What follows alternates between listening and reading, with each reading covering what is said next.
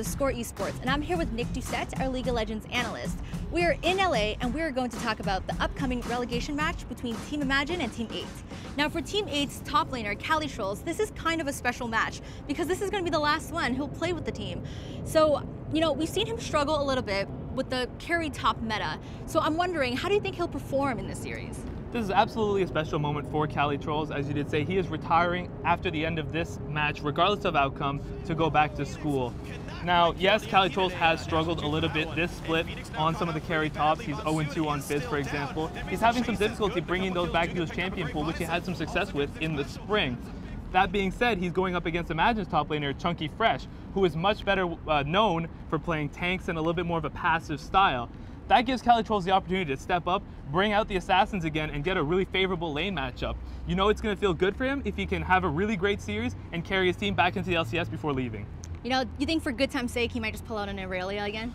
It's a tough decision for Cali Trolls. He's 0-2 on Aurelia as well this season. If the situation calls for it, though, expect him to make the risk.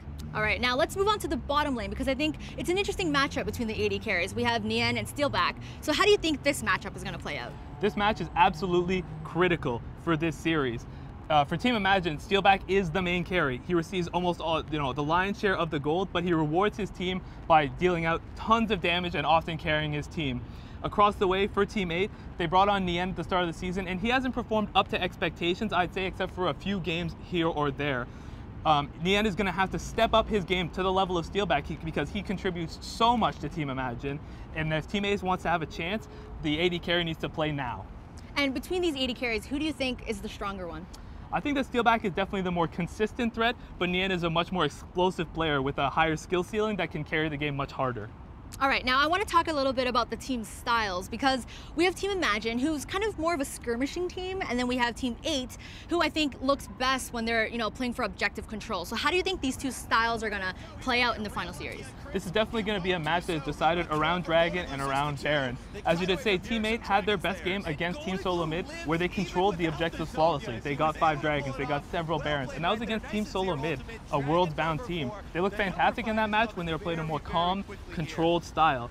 For Team Imagine, they don't really care about objectives. What they care about is catching their opponents out, trying to do those objectives, finding favorable skirmishes, and pulling ahead that way. That's a delicate balance that's going to happen there. Team A is going to look for clean objective takes, while Team Imagine is going to try and catch them out and find some kills.